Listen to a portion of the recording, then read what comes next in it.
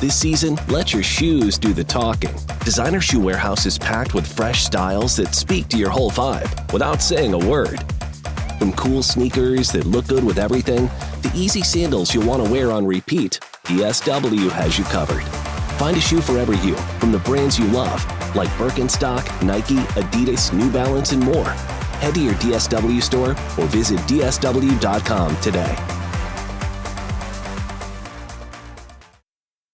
This message comes from Capital One. The Capital One Venture X business card has no preset spending limit, so the card's purchasing power can adapt to meet business needs. Plus, the card earns unlimited double miles on every purchase, so the more a business spends, the more miles earned. And when traveling, the Venture X business card grants access to over 1,000 airport lounges. The Venture X business card. What's in your wallet? Terms and conditions apply. Find out more at CapitalOne.com/VentureXBusiness.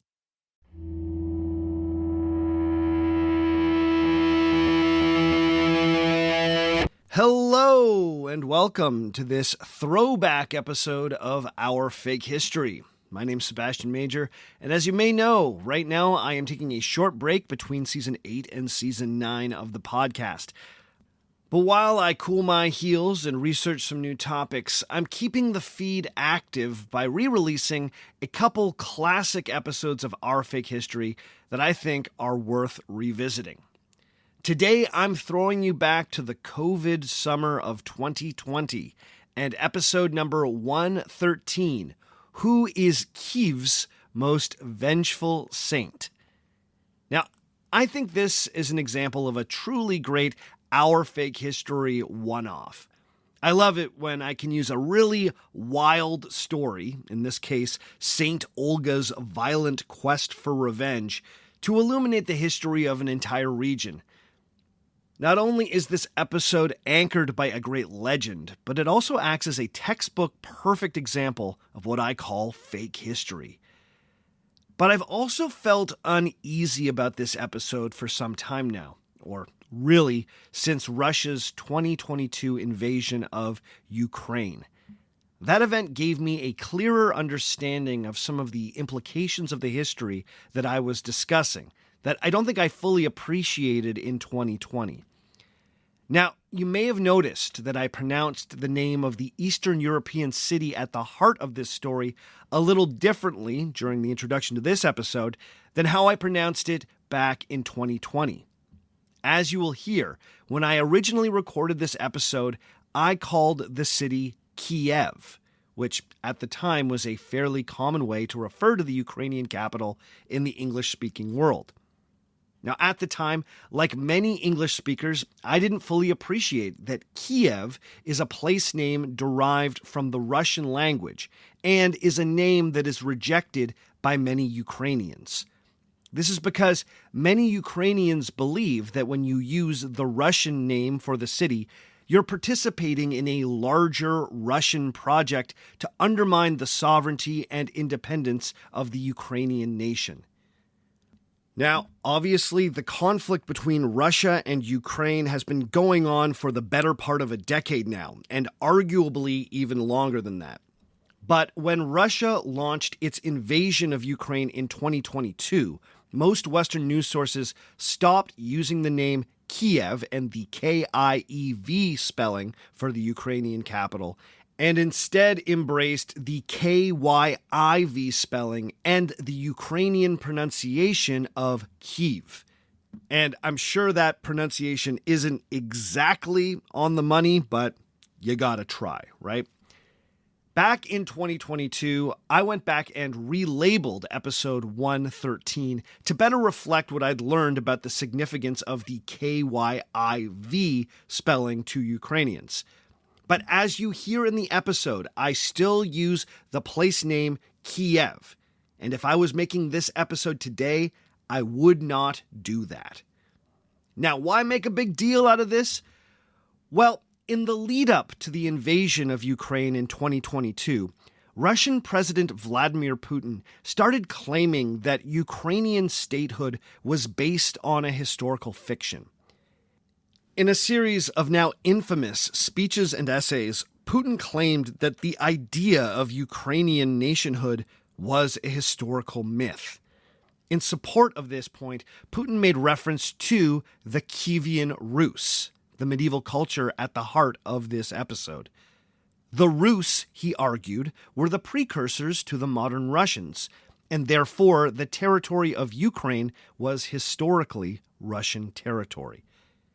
He also made a number of other specious claims about the history of Ukrainian independence that are certainly worth debunking, but I only have a short time in this intro, so those will have to wait for another day.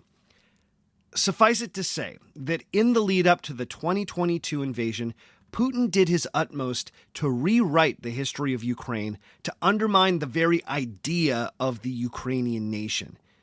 This was one of the more brutal invocations of fake history I have seen in my lifetime, made all the more egregious as it was being used to justify a war.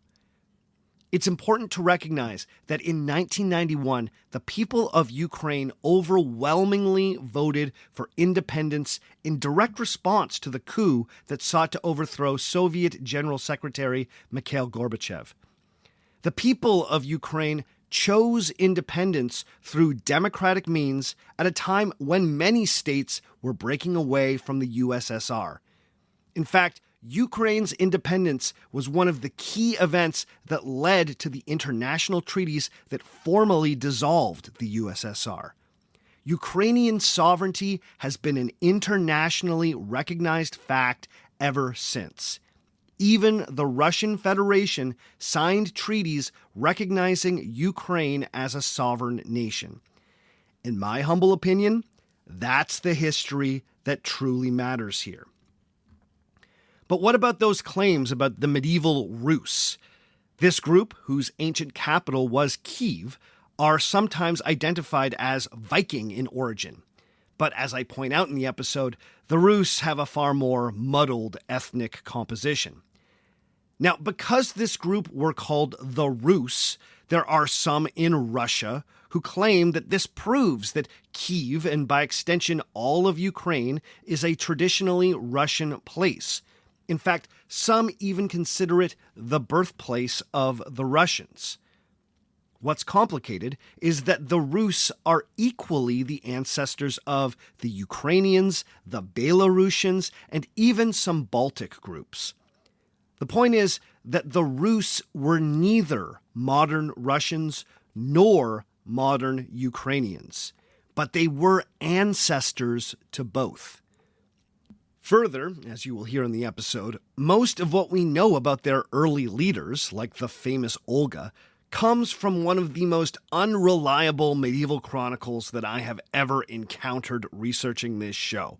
So we should take all of this with a real grain of salt. The point is, the territory possessed by the medieval Rus really has nothing to do with the modern state of Russia. Using the history of the Rus to undermine Ukrainian independence in 2023 is frankly ridiculous. It would be like modern Swedes showing up in Ukraine and claiming that the country should really be part of modern Sweden. After all, the Rus were originally Norsemen whose ancestry can be traced to what is today Sweden. But Sweden, as we know it now, did not exist in the 8th century. Neither did Russia. Neither did Ukraine. While the Rus certainly have connections to all of those groups, their medieval empire has nothing to do with international borders in 2023. So, as you are enjoying this story about the medieval Rus, I hope you keep that in mind. Now, with all that said, I think this is actually kind of a lighthearted and fun episode of Our Fake History, geopolitics aside. So I hope you enjoy revisiting it. Now, without further ado, episode number 113, Who was Kyiv's most vengeful saint?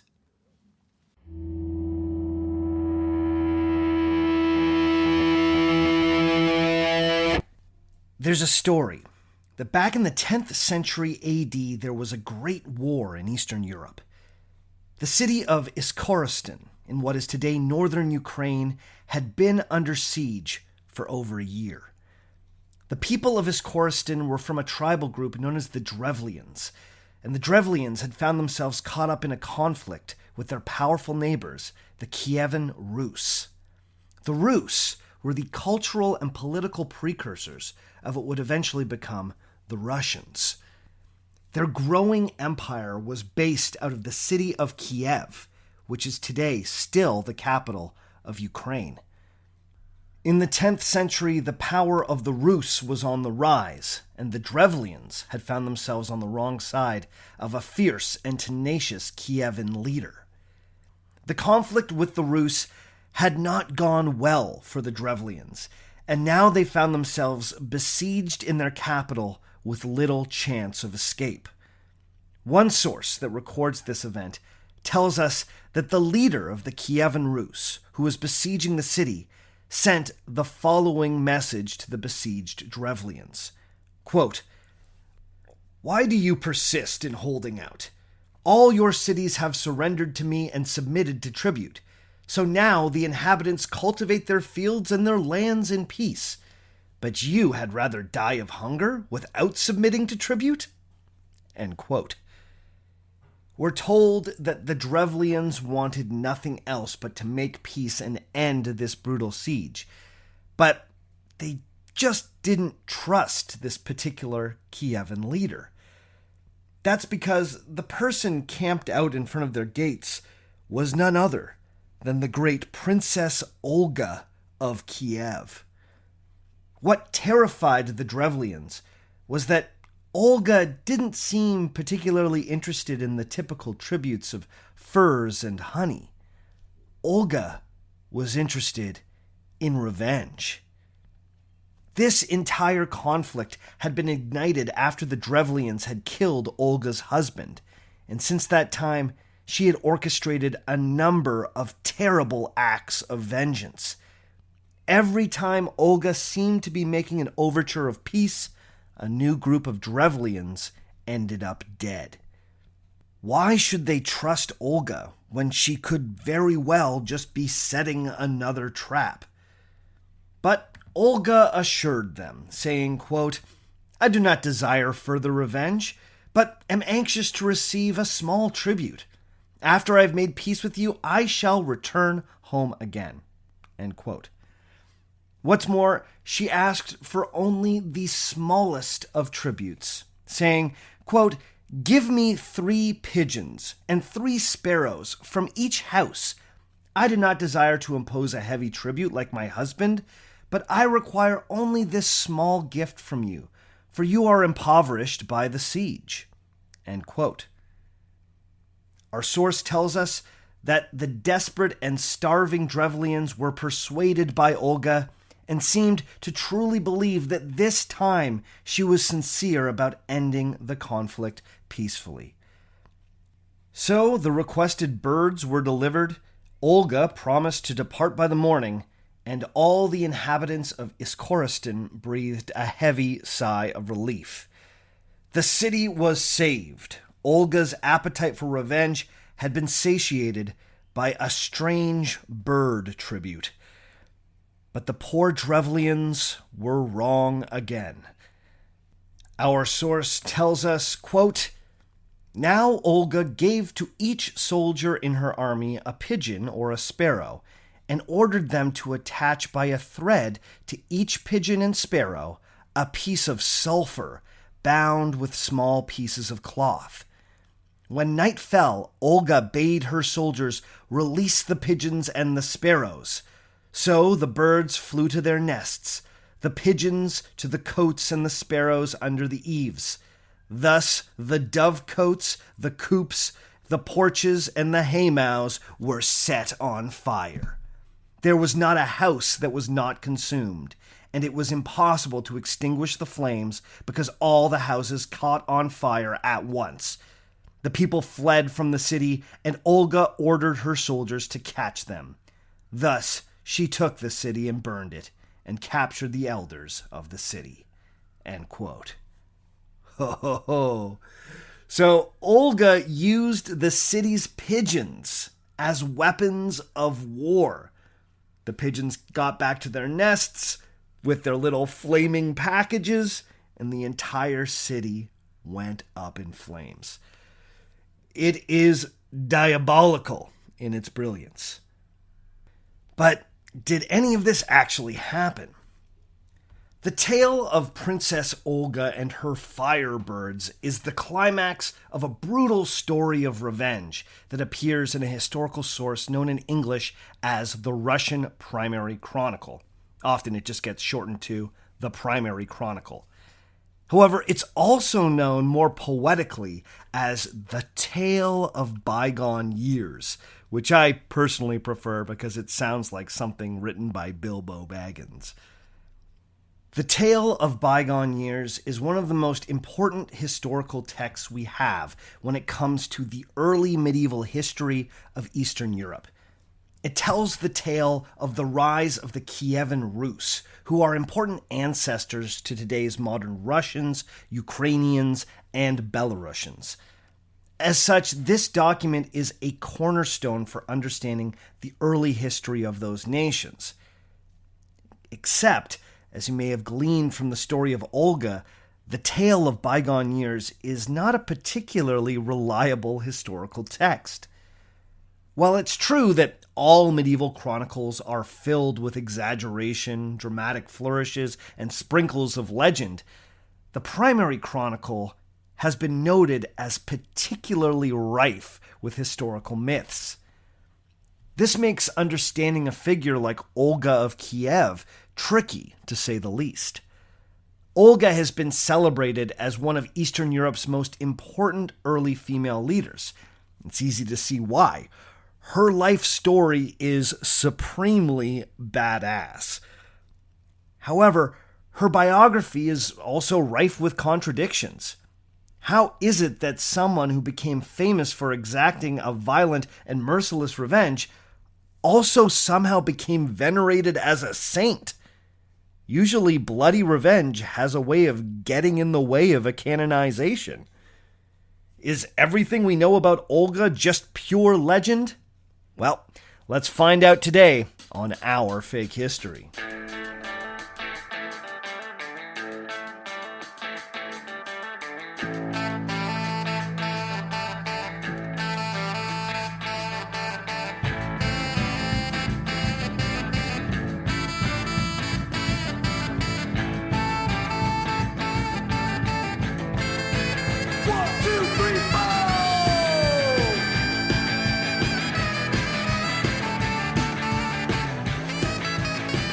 Episode number 113, Who is Kiev's Most Vengeful Saint?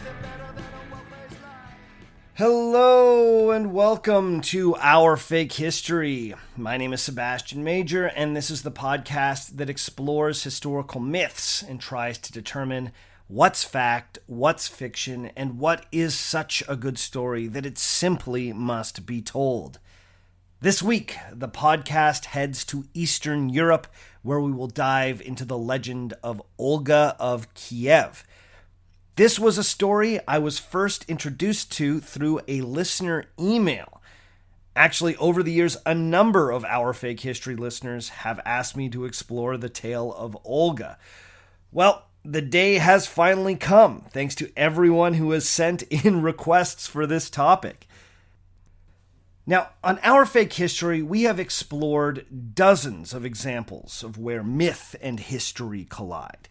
If you've been following this show for a while, then it's probably become clear that almost every culture that's ever existed has a part of its history that's more rooted in legend than verifiable fact. This is true of the Romans, the Chinese, the Egyptians, the British, the Aztecs. The list goes on and on. At the risk of oversimplifying, it might be safe to say that having a mythological root to your history is universal across human cultures. So when I learned that Russia's early history is also deeply colored by legend, I wasn't really surprised. I mean, at this stage, I would have been shocked if there weren't some historical myths in the mix. But what did catch me off guard was just how legendary it was. The emergence of the political and cultural entity known as the Kievan Rus is so steeped in legend, propaganda, and historical revision that even the experts remain baffled by it. One of the 20th century's most lauded Russian medievalists and linguists, Dmitry Lukashov, once wrote this, quote, "No other country in the world is cloaked in such contradictory myths about its history as Russia, and no other nation in the world interprets its history as variously as do the Russian people." End quote. Whoa, that is saying something.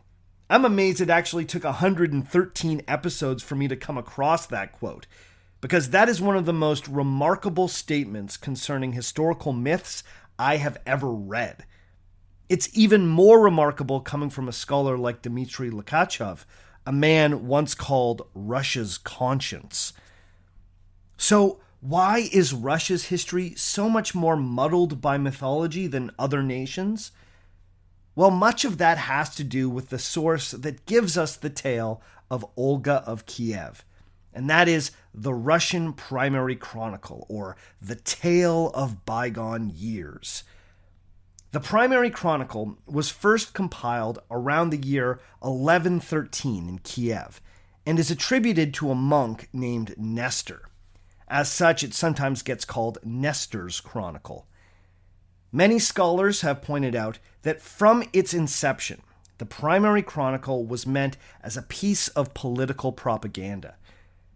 If taken at face value, then the chronicle can be seen as a record of the history of the Eastern European region that would eventually be dominated by the Kievan Rus.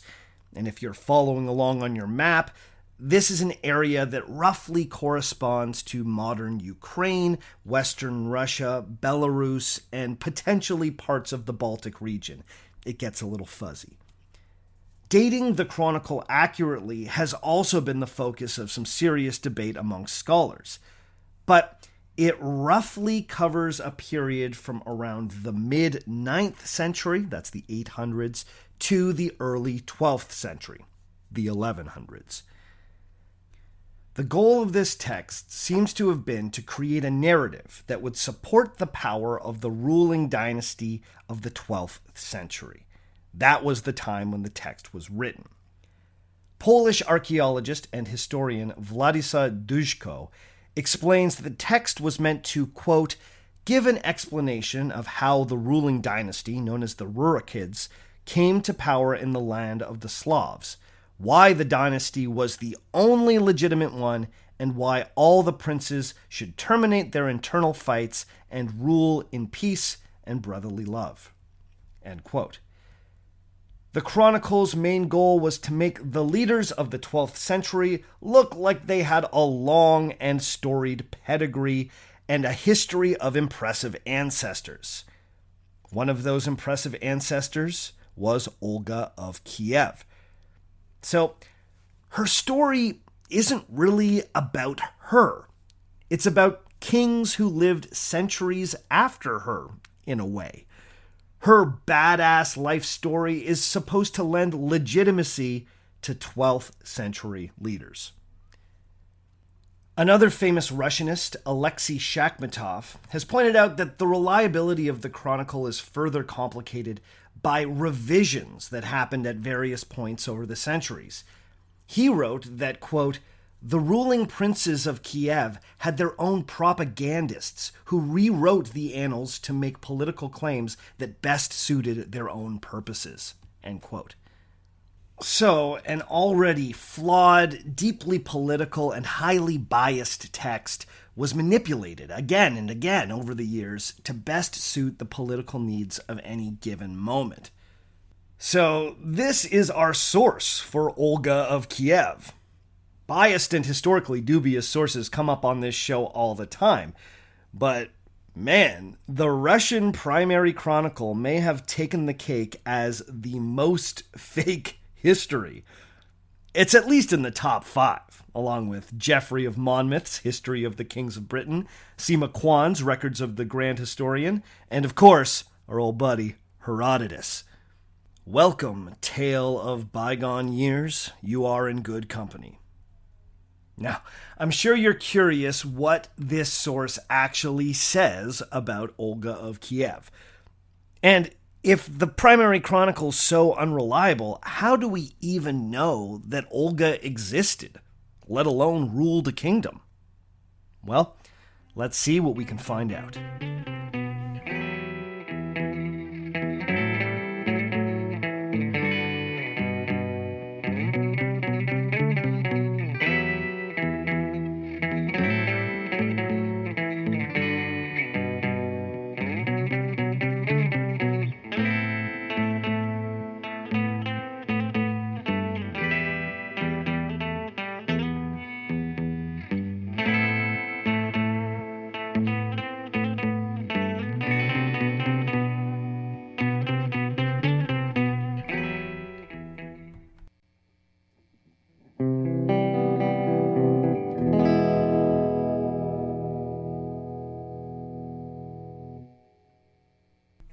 Olga of Kyiv has a truly amazing life story. She seems to have had that unique combination of intelligence, smooth oratory skills, and cold-blooded disregard for human life that puts her in the company of Julius Caesar and Napoleon Bonaparte. She may not have been a conqueror on the same level, but her personal style, her ability to lay traps, and her merciless pursuit of her enemies feels familiar to anyone who's studied those famous generals. That is, of course, if anything we know about her is actually true. Most of Olga's biography comes to us from the aforementioned primary chronicle, or the tale of bygone years. Now, as I've hopefully already established, that source is very sketchy. So sketchy, in fact, that if evidence for Olga's life existed only in the primary chronicle, then we might find ourselves speculating about whether or not she even existed. But thankfully, there are references to Olga in other primary sources. She's also mentioned, however briefly, in the other great medieval chronicle of Eastern Slavic people, known as the Novgorod Chronicle. She's also referenced in a number of Byzantine documents, including the work of the Byzantine historian Leo the Deacon. The fact that Olga appears in multiple sources and is consistently referenced as a leader of the Kievan Rus means that she isn't simply the figment of one chronicler's imagination. At the very least, she was a real person and she was a leader. But beyond that, well, now we are in the territory of speculation. In the primary chronicle, Olga's tale comes after the equally sensational histories of her predecessors. These include the founder of the dynasty, Rurik, his successor, Oleg the Seer, and her husband, Igor of Kyiv. After Olga's tale, we hear the story of her son, the equally legendary Svatoslav the Brave. These figures are like the founding fathers and mothers of the Kievan Rus. Oleg, for instance, seems to occupy a spot in the Russian and Eastern European imagination that is part George Washington and part Achilles. He's kind of a national founder and kind of a mythological figure. His great historical achievement was conquering Kiev in the late 9th century and establishing it as a base for a dynasty that had already been established by Rurik. This is often pointed to as the beginning of the Kievan Rus culture and as the starting point for both Russian and Ukrainian history. By some estimations, Rurik and Oleg are the founders of Russia. So, that's a big deal. But all of this gets deeply complicated as soon as you start asking questions about it. Specifically, who were the Rus and where did they come from? Well, it turns out that is one of the most hotly debated questions in Eastern European history. The primary chronicle tells us that these people were Varangians. What's a Varangian? Well, that was a Greek term given to people descended from Vikings who settled in Eastern Europe. Norse people had been raiding and trading along the shores of the Baltic Sea for centuries. Eventually, they took their boats into the great rivers of Eastern Europe and journeyed inland. The primary chronicle tells us that Oleg was descended from these Vikings.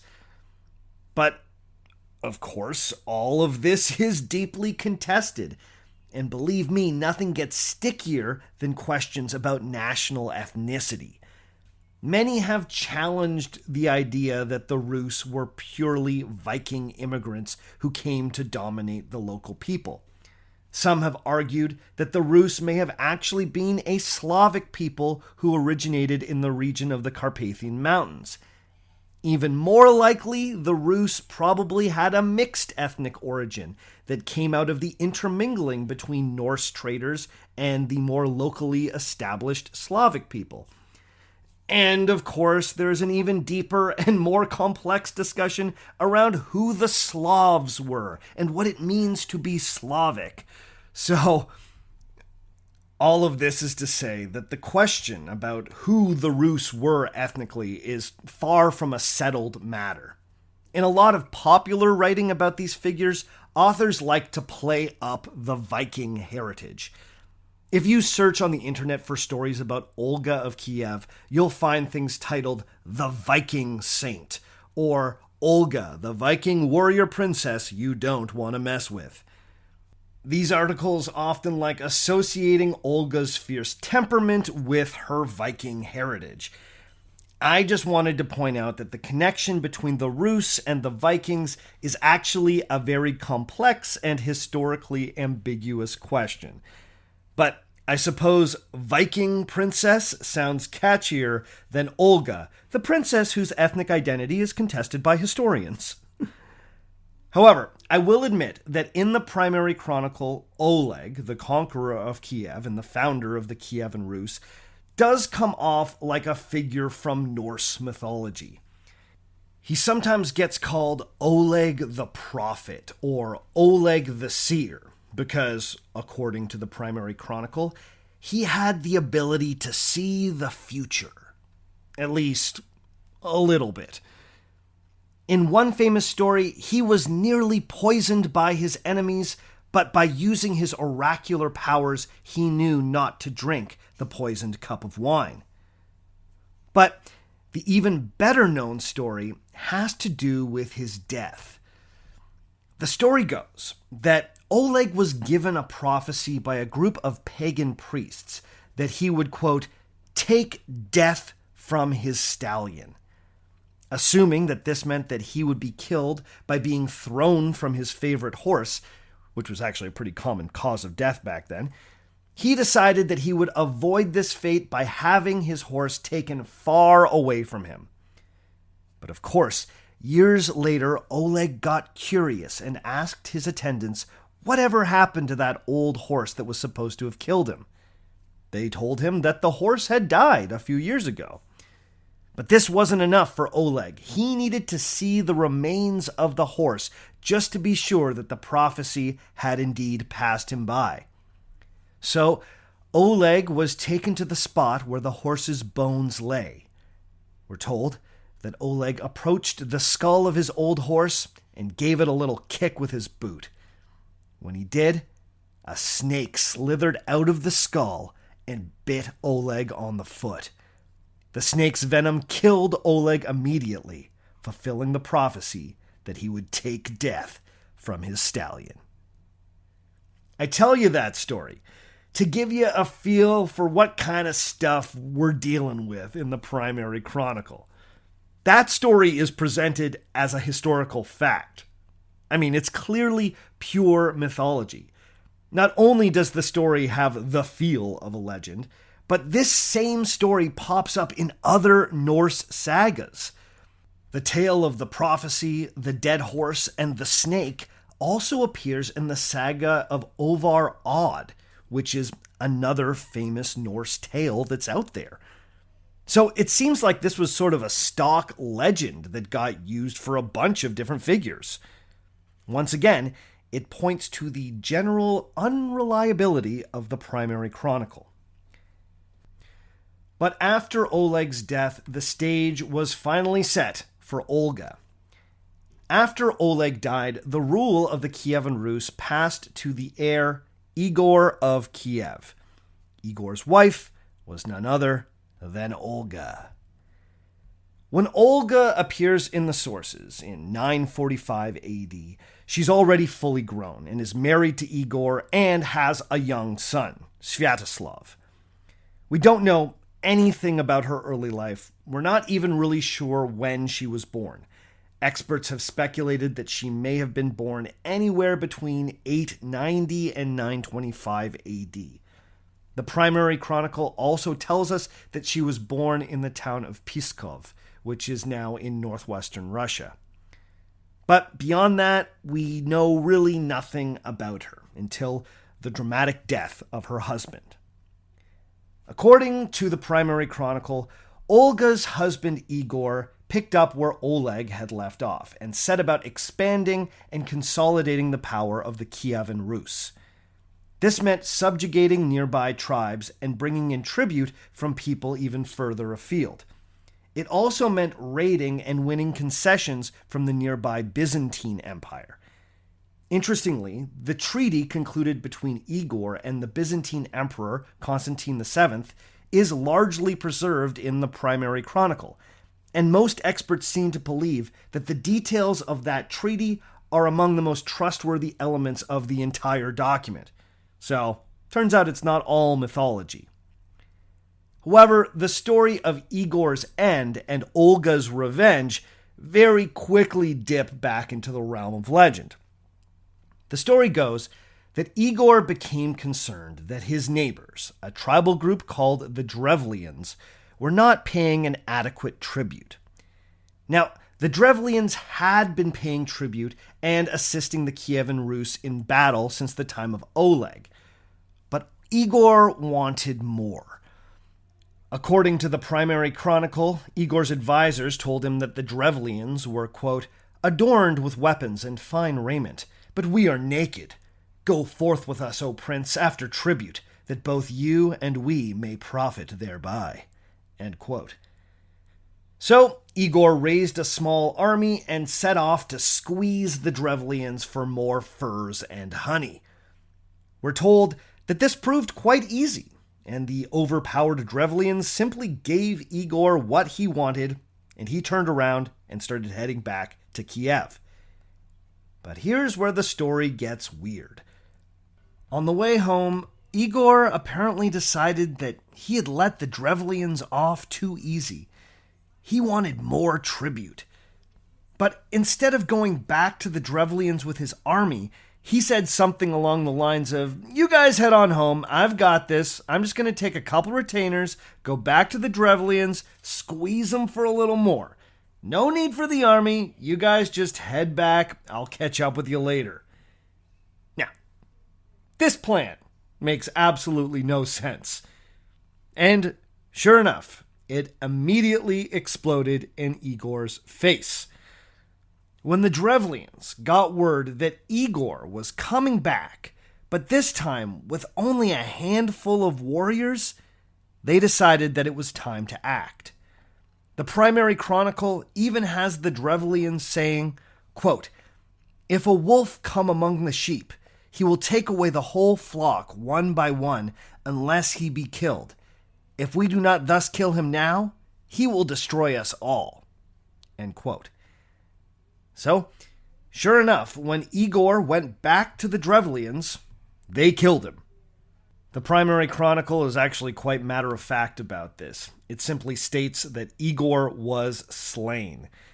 Now, honestly, I can't really blame the Drevlians here. I mean, hey, I don't want anyone to be murdered, but just imagine this. The guy that just shook you down has the audacity to come back and try and shake you down a little bit more with less guys at his back. I mean, come on. But believe it or not, there is actually a more elaborate and gory version of Igor's death. One tradition has it that the Drevlians took 2 trees and bent them to the ground.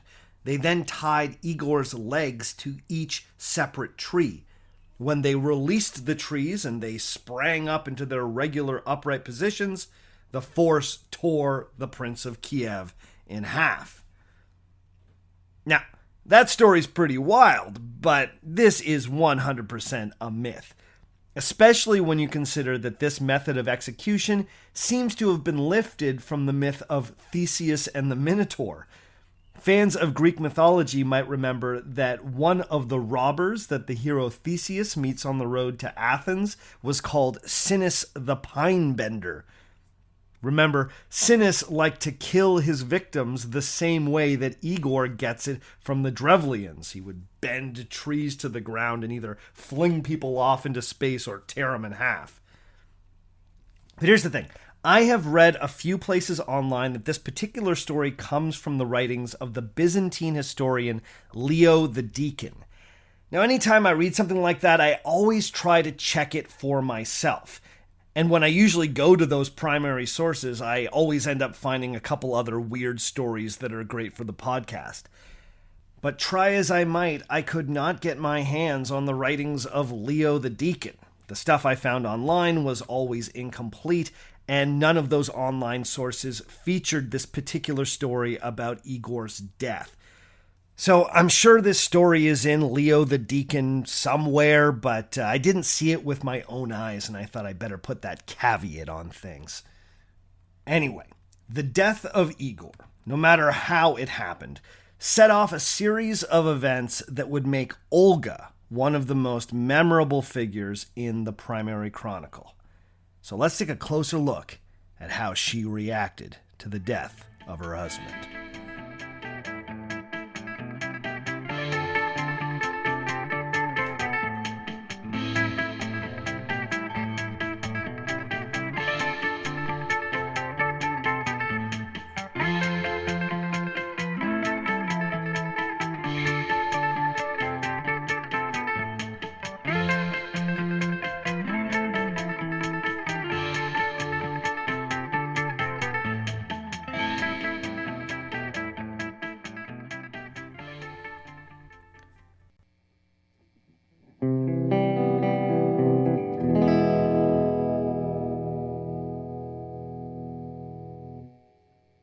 With Igor dead and his young heir Sviatoslav still only a child, Princess Olga became the ruler of the Kievan Rus.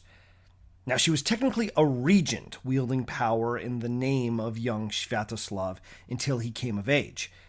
But as the primary chronicle relates, she was no slouch as a leader. The story goes that after killing Igor, the Drevlians thought that they might be able to flip the tables on the Kievan Rus and supplant them as the local power brokers. If they could get Igor's widow, Princess Olga, to marry their prince, a man by the name of Prince Mal, the Drevlians could essentially absorb the growing empire of the Kievan Rus. And, by the way, if you're ever doing some creative writing and you need to name an evil prince, Prince Mal would be a great name if it wasn't so on the nose. Anyway, the primary chronicle tells us that after killing Igor, the Drevlians sent 20 men to Kiev in a boat with the hopes of convincing Olga to marry Prince Mal. The chronicle tells us, quote, "When the Drevlians had thus announced their arrival, Olga replied with an inquiry as to the reason for their coming. The Drevlians announced that their tribe had sent them to report that they had slain her husband because he was like a wolf, crafty and ravening. But their princes were good, and that Olga should come and marry their Prince Mal. Olga made this reply, 'Your proposal is pleasing to me indeed. My husband cannot rise again from the dead, but I desire to honor you tomorrow in the presence of my people. Return now to your boat and remain there with an aspect of arrogance. I shall send for you on the morrow, and you shall say, "We will not ride on horses nor go on foot. Carry us in our boat," and you shall be carried in your boat. Thus she dismissed them to their vessel. End quote. So Olga plays nice with this group when they first arrive. But maybe they should have been tipped off by the fact that she tells them to sit arrogantly in their boat. Anyone that says, yeah, go back and relax in your boat and be sure to keep that arrogant look on your face, that person might have something up their sleeve.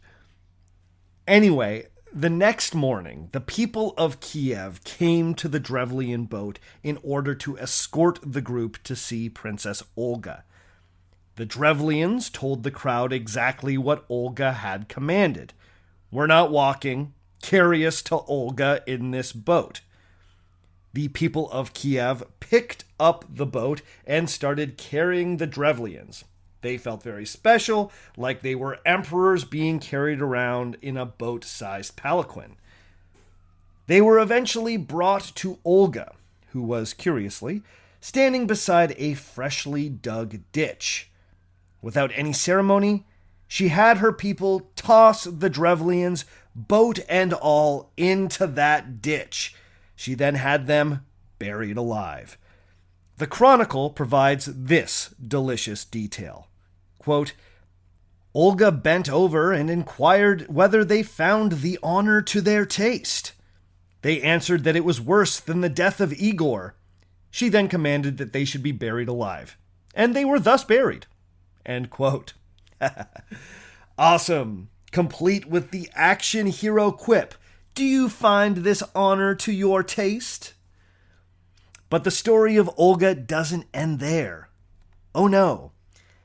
Next, we're told that Olga sent a message back to the Drevlians saying that, yes, she will marry Prince Mao. The delegation was successful. But if she's going to make the trip to the Drevlian territory, she needs to make the trip in style. To that end, the Drevlians should send a special escort made up of, quote, "the best men who governed the land." So, in other words, Olga wanted all of the Drevlian nobility to come to Kyiv on the pretense that they would be accompanying her on the trip back to Prince Mao. Here's what the primary chronicle says happens next. Quote, "When the Drevlians arrived, Olga commanded that a bath should be made ready, and invited them to appear before her after they had bathed. The bathhouse was then heated, and the Drevlians entered in to bathe. Olga's men closed up the bathhouse behind them, and she gave orders to set it on fire from the doors, so that the Drevlians were all burned to death." End quote. Boom! Burnt alive in the bathhouse. So if you're keeping score, that is now 2 separate delegations of Drevlians trapped and murdered by the vengeful Olga. But it doesn't end there. The Chronicle then tells us that Olga sent the Drevlians the following message. Quote, "I am now coming to you, so prepare great quantities of mead in the city where you killed my husband, that I may weep over his grave and hold a funeral feast for him." End quote. The primary chronicle tells us that the Drevlians agreed to this request, assuming that it was all just a precursor to Olga marrying their prince. They brewed a huge amount of mead, and not long after, Olga arrived with her entourage from Kyiv. She then wept at Igor's grave and made the preparations for a massive funeral feast, which was a common pagan custom at the time. She then invited all the Drevlians, and I mean all of them, to come and drink at this feast so that they might make peace. Now, the Chronicle does tell us that at one point, one of the Drevlian officials did have the sense to ask, what happened to all of those earlier delegations? Where were those guys? Weren't those people supposed to be accompanying Olga? But Olga seems to have successfully shrugged off the question. The Chronicle says, quote, "The Drevlians inquired of Olga where the retinue was which they had sent to meet her. She replied that they were following with her husband's bodyguard." End quote. So basically she just said, "Oh, them? Oh yeah, they're coming." Then, when she was convinced that the Drevlians were good and drunk, she ordered that her men attack. The surprised and inebriated Drevlians were completely massacred. The primary chronicle tells us that Olga's forces cut down a somewhat improbable 5,000 people while she strolled through the carnage, egging on her warriors. So this brings us full circle. You see, it was only after Olga had buried men alive in a boat, burnt a delegation alive in a bathhouse, and slaughtered thousands of drunk funeral guests that she unleashed her final act of vengeance. As I said in the introduction, she put the Drevlian capital of Iskaristan under siege and wouldn't leave until they gave her fateful tribute of household pigeons. The fact that she told the surviving Drevlians that they could trust her because she had already got so much delicious vengeance, that just makes it even more brutal. The rest of the story you know. She ties flaming sulfur to the birds, they fly home to their nests, and the entire city is burnt to the ground. Then, and only then, was Olga satisfied. Now, I'm sure some of you are asking, how is this woman a saint? Nothing about this story seems particularly Christian. Olga isn't really a turn the other cheek, love thy neighbor type. She's not even an eye for an eye type. She's more, if they put one of yours in the hospital, you put one of theirs in the morgue. This story also has her participating in pagan religious rites like funeral feasts, so overall not super saintly. But here's the thing. Olga would eventually convert to Christianity. This conversion was a big deal, as she was one of the earliest high-profile Rus leaders to become a Christian. She is often cited as the first Rus Christian. But even that doesn't seem to be accurate. Remember earlier when I told you about the peace treaty that Igor had with the Byzantine Emperor Constantine VII? Well, in that treaty, there's a section where the signees essentially needed to make oaths to their respective gods. What's notable is that while some of the Rus swore to pagan gods like Odin or Wotan, others in the Rus delegation swore their oaths to the Christian god. This meant that there were probably Christians among the Rus leadership even before Olga's conversion. But the story of Olga's conversion proved to be far more compelling. And like every story about Olga, it just rules. Yet again, it involves Olga tricking some dude who's trying to marry her, and by extension, exert power over the Kievan Rus.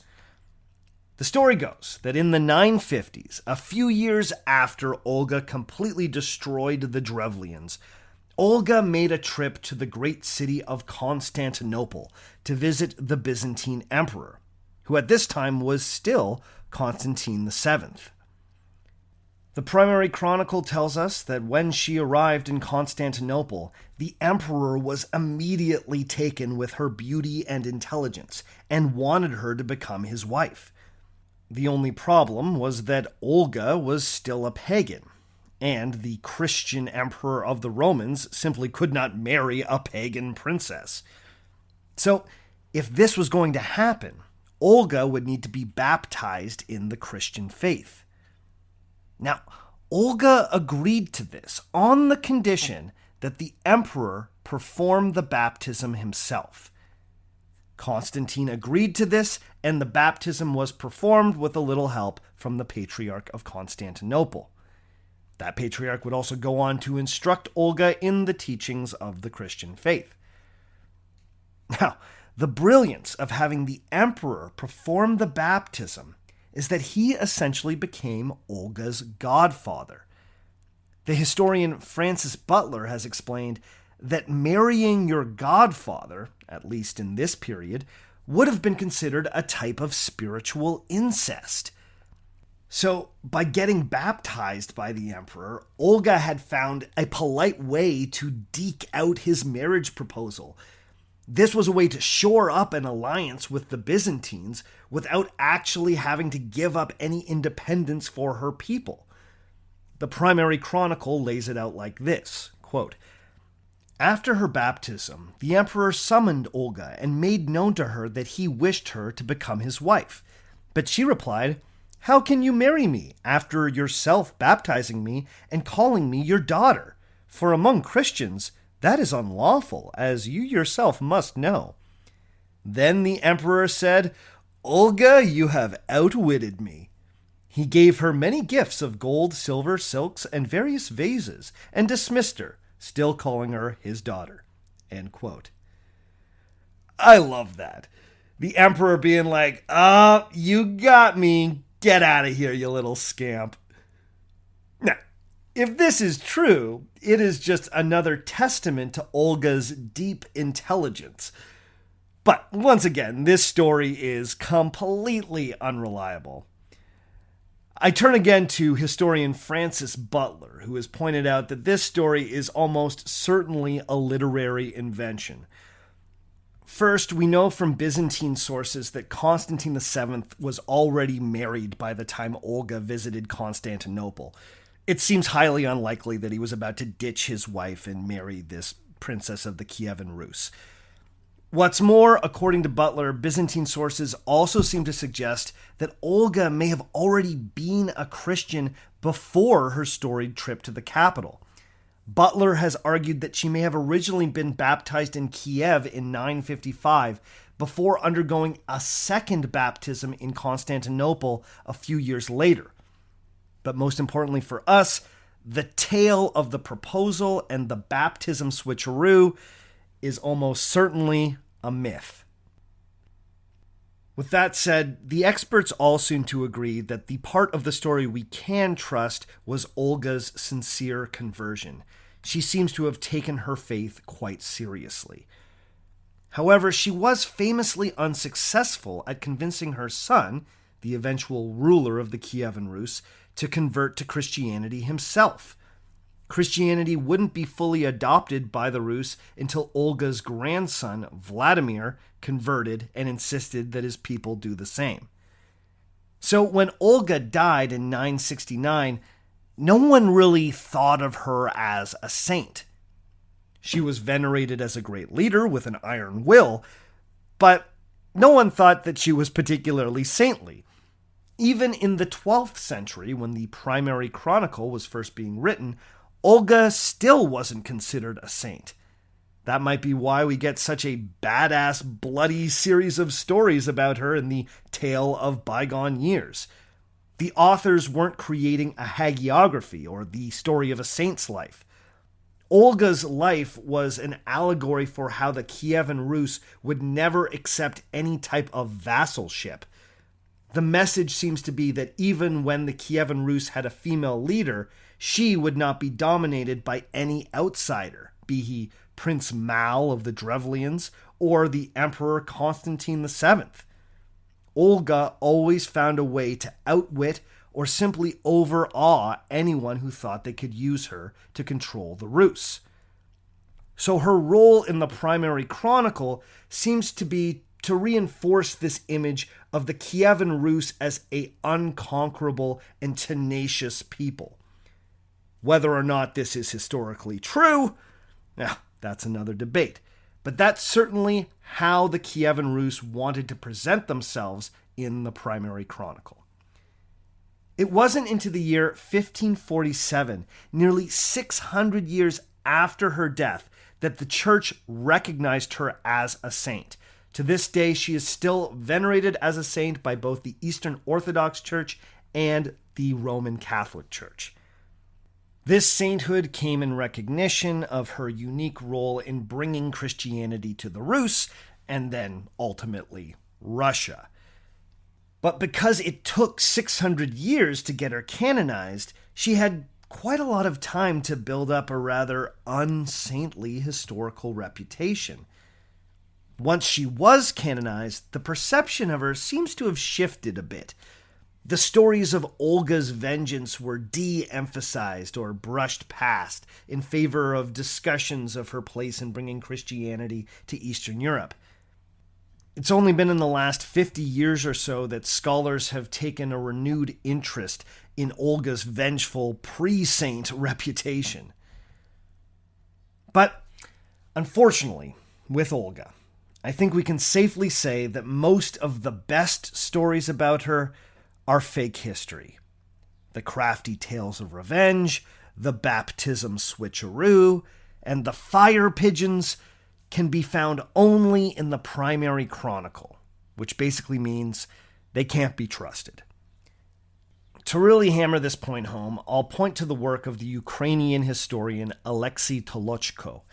In his 2015 examination of the primary chronicle, he made the point that the entire thing has been so deeply manipulated that it barely counts as history. Tolochko argues that it's a great piece of literature that has a lot of cultural meaning for Ukrainians, Russians, Belarusians, and many other Eastern Europeans, but it's essentially historical fiction. This is Shakespeare in love with fire pigeons. And by the way, those are my words.